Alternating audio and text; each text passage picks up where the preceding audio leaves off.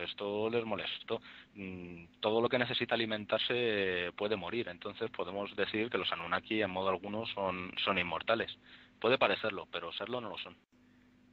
Entonces, ¿seríamos los humanos fruto de la manipulación genética? Pues evidente y eminentemente sí. Según la tradición sumeria, Enki crea a los Lulu, como he dicho antes, y los Lulu son los mestizos, los mezclados, literalmente los mezclados. Según la tradición sumeria, Enki los crea combinando la genética divina de Kingu con la de los protohumanos. O sea, Kingu, después de ser apresado, tras ir tras los Anunnaki le apresan, es condenado a muerte, ya que con su sangre se crea a la raza de los hombres. De hecho, cuando Enki crea a los Lulu, porque claro, los Anunnaki llaman Lulu a los hombres, ¿no? Los mezclados, pero Enki les pone un nombre, ¿no? Como él los crea, pues les pone un nombre. El nombre que les pone es Adamu o Adama, según versiones. Adamu significa hecho de la tierra, que no significa que esté hecho con barro, sino que es una especie de Made in la tierra, un Made in, ¿no? Made in USA, pues Made in la tierra, pero eso significa Adamu. En un extracto del Enuma Elis, por ejemplo, podemos leer, en palabras de Enki: amasaré la sangre y haré que haya huesos. Crearé una criatura salvaje. Hombre se llamará. Tendrá que estar al servicio de los dioses para que ellos vivan sin cuidado. A este punto conviene decir que el Lulu es traducido por hombre, cuando en realidad Lulu, como ya he dicho antes, es un plural. O sea, lo que básicamente Enki está diciendo aquí es que humanidad se llamará, ¿no? Cuando dice crearé una criatura salvaje, hombre se llamará, lo que quiere decir es crearé una criatura salvaje, humanidad se llamará. Si quedas alguna duda, pues por ejemplo de los conocimientos médico-genéticos que los dioses pudieran tener, podemos buscar en la Biblia, en el capítulo 2 del Génesis, del versículo 18 al 21, lo que ahí pone, ¿no? Y dice: y dijo el Señor Dios, no es bueno que el hombre esté solo, le haré una ayuda que esté delante de él. Formó pues el Señor Dios de la tierra toda bestia del campo y toda ave en los cielos, y las trajo a Adán para que viese cómo les había de llamar. Y todo lo que Adán llamó al alma viviente, ese es su nombre. Y puso Adán nombres a todas las bestias y aves de los cielos, y todo animal del campo. Mas para Adán no halló ayuda que estuviese delante de él. Y el Señor Dios hizo caer sueño sobre el hombre, y se adormeció. Y entonces tomó una de sus costillas y cerró la carne en su lugar. Si esto puede resultar quizá muy católico, no, porque siempre vamos a la Biblia o a libros de la Biblia, podemos buscar también en el Corán.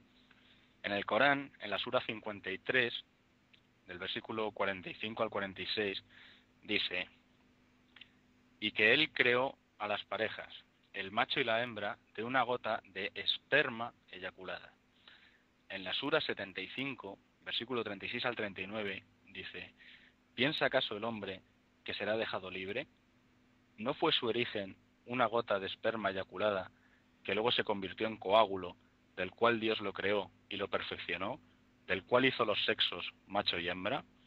Tenemos otra cita más, coránica, la sura 30, el versículo 21, en el que dice: y entre sus signos está el haberos creado esposas de vuestra misma especie, para que convivieseis con ellas, y os vinculó con el amor y la piedad.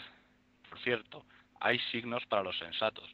Esto es toda la sura, todo el versículo 21 de la sura 30, no digo yo lo de los signos ni nada, eso aparece ahí.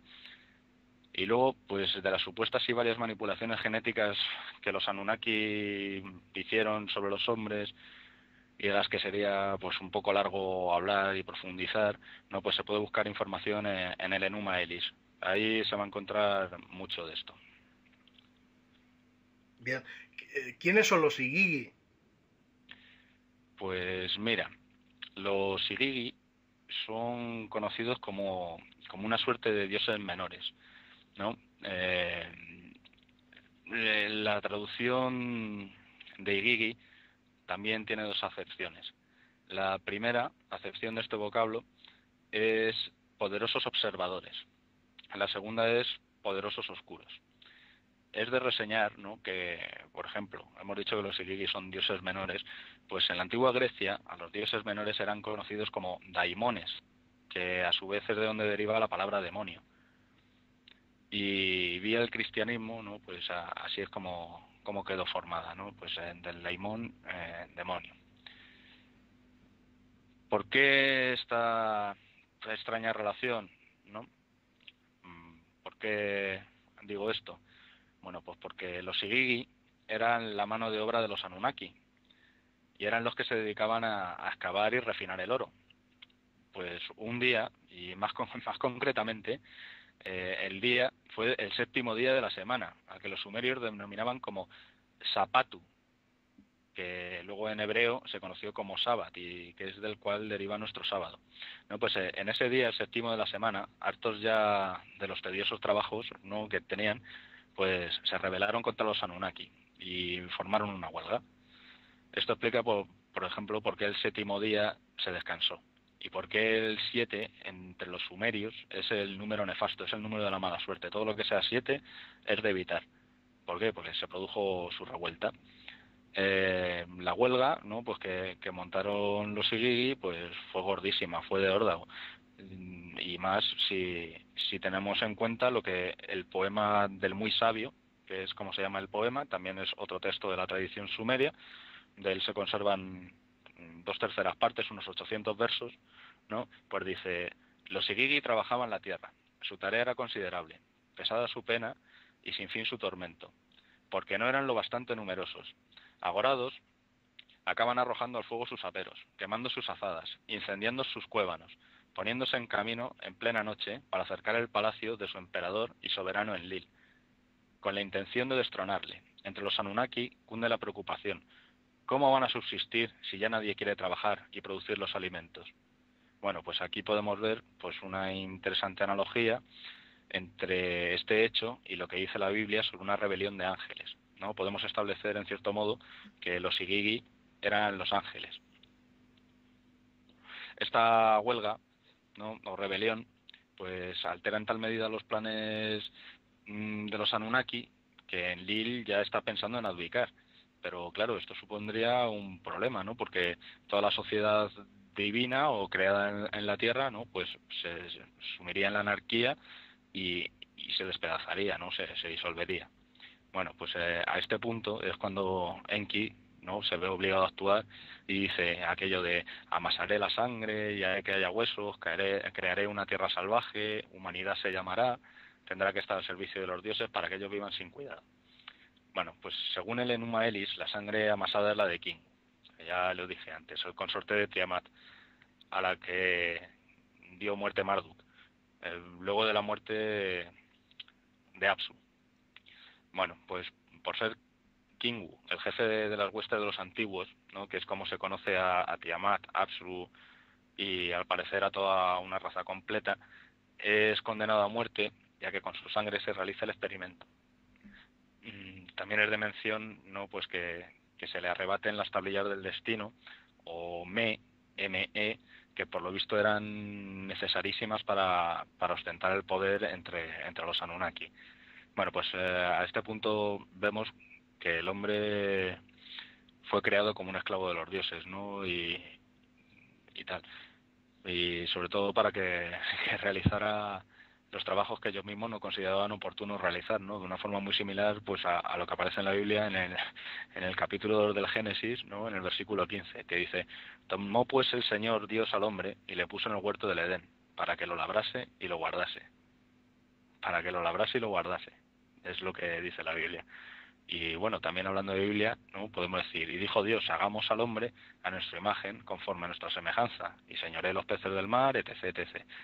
Dice, esto es lo que dice la Biblia.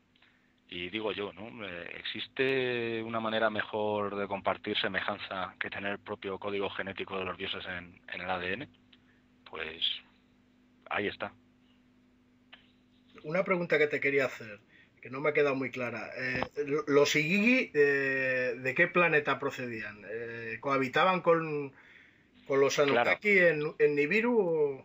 sí, vendrían de Nibiru. O sea, de hecho los Anunnaki y los Igigi son básicamente lo mismo. La única diferenciación que hay entre ellos es que los Igigi son observadores. Ellos no están en la Tierra, ellos están en el cielo. Ellos observan desde el cielo.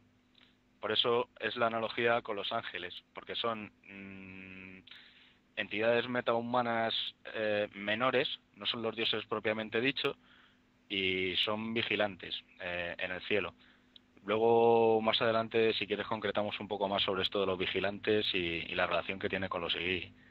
Vale. Una cosa, has nombrado a los antiguos. ¿Quiénes eran los antiguos? Pues los antiguos, y según en qué libros, vienen a ser la raza contra la que la raza de Marduk, los Anunnaki, están continuamente luchando y con los que se disputan la Tierra. Bien. ¿Qué significa anatema? Lo nombran en un juramento los Igigi con su jefe Semiaza. Sí, pues mira, el anatema, ¿no? Según el diccionario de la Real Academia Española, ¿no? Pues anatema significa maldición o excomunión. ¿No? Pues esto nos puede parecer un motivo suficientemente obvio, ¿no? Para, ¿no? De la explicación, pero hay que tener en cuenta el calado real que la palabra anatema tiene, ¿no? Y para eso tenemos que saber, por ejemplo, qué es excomunión, ¿no? Porque nos parece un acto religioso, pero en realidad no lo es. Excomulgar es apartar a alguien de la comunión, ¿vale? Y comunión es el trato y comunicación entre personas. O sea, que si hubiera unos supuestos pecadores, ¿no? Porque los seguí cuando hacen este juramento, en realidad tienen miedo a pecar contra sus mandatarios, pues esos pecadores, si uno de ellos incumpliera ese pacto, sería condenado al anatema y se convertiría pues automáticamente en un repudiado y no tendría ningún tipo de apoyo, o sea, pues sería condenado por sus mandatarios, pero sería aún más condenado por aquellos con los que pecó. Y entonces estaría solo, o sea, pues a la buena de Dios, ¿sabes? Tú sobrevive. Ese es el anatema. O sea, que sería expulsado de la comunidad, ¿no? Como si fuera desterrado.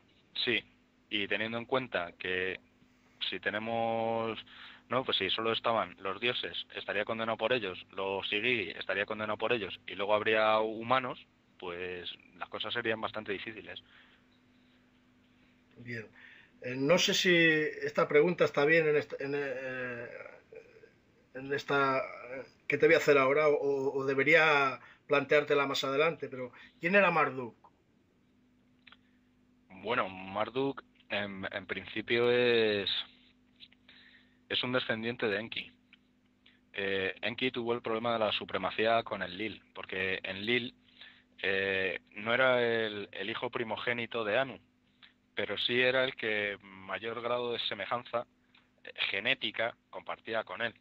O sea, por ejemplo, si Anu fuera una persona y se casara con una mujer y tuviera un hijo, pues ese sería Enki. Pero si Anu, siendo una persona, se casara con su hermana, ese sería Enlil, ¿no? El producto. Entonces, genéticamente, Enlil estaba más vinculado a Anu que Enki. Bueno, pues Marduk, a raíz de este problema, él intenta reclamar el poder y aparece como un guerrero, como un cabillo. Intenta reclamar el poder de tal forma que hace méritos por ganarlo. Por eso se enfrenta contra la raza de Tiamat, que ya estaba persiguiendo a los Anunnaki y que es con la que supuestamente tienen la guerra en Nibiru. A grandes rasgos, la figura de Marduk es esa. Otra pregunta, ¿quiénes son los Nefilim? Pues mira, según la Biblia, los Nefilim aparecen como la causa del aumento de la maldad en la humanidad. De hecho, el vocablo Nefilim, ¿no? En hebreo está vinculado a la acción de derribar, ¿no? Argumentando unos que el significado de la palabra Nefilim es derribadores y sugiriendo otros que el significado correcto es el de derribados, ¿no? Pues esto pues tendría sentido si lo comparásemos, por ejemplo, con el bíblico caídos, ¿no? De hecho, yo esto pienso que es lo que más sentido tiene, ¿no? Porque tú te puedes caer solo, pero no te puedes derribar.